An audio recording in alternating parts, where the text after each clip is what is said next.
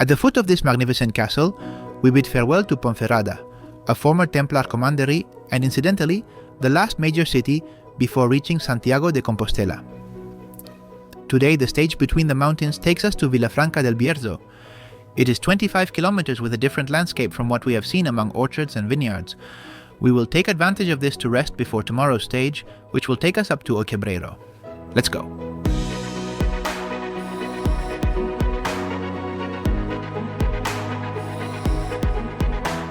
We crossed the urban network of Ponferrada. We crossed the Sil River at the same point that gave the city its name, although the historic bridge had to be replaced by the current one in the 18th century.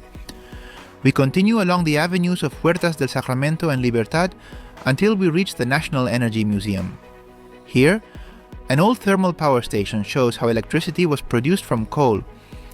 A stone's throw away is the Compostela neighborhood with its neo-Romanesque church of Santa Maria. The next town on the route is Columbrianos, preceded by the 18th century church of San Esteban.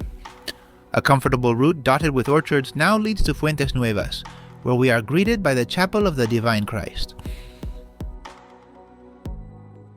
We continue along another long, peaceful, straight road to Camponaraya, which is divided by the regional road. Within the town, we find the turnoff to the monastery of Santa Maria de Caracedo, which would add 3 kilometers to the stage.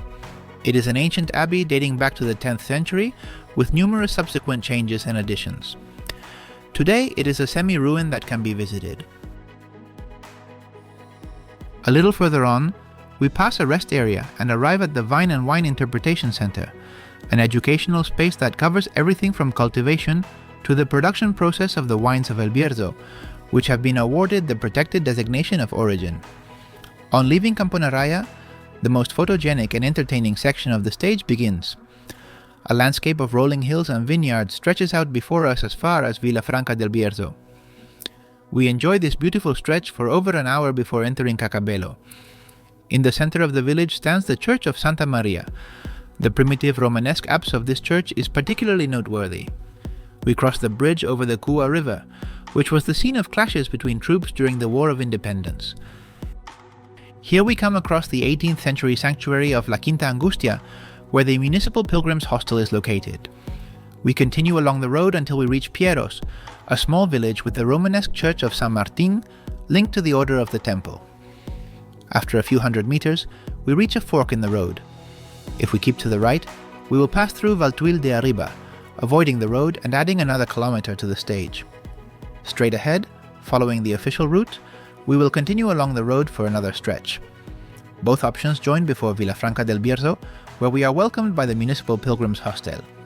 A little further on, we stop in front of the Romanesque Church of Santiago.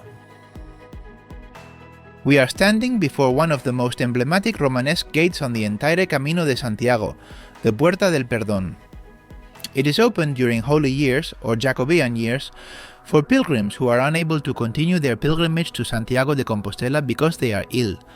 Thus, by passing through this gate and fulfilling certain requirements, they can earn the Jubilee, or plenary indulgence. However, cheating is not allowed, so if you are well, continue on to Compostela. See you in the next video, where we will see the ascent to the legendary Oquebrero. Buen camino!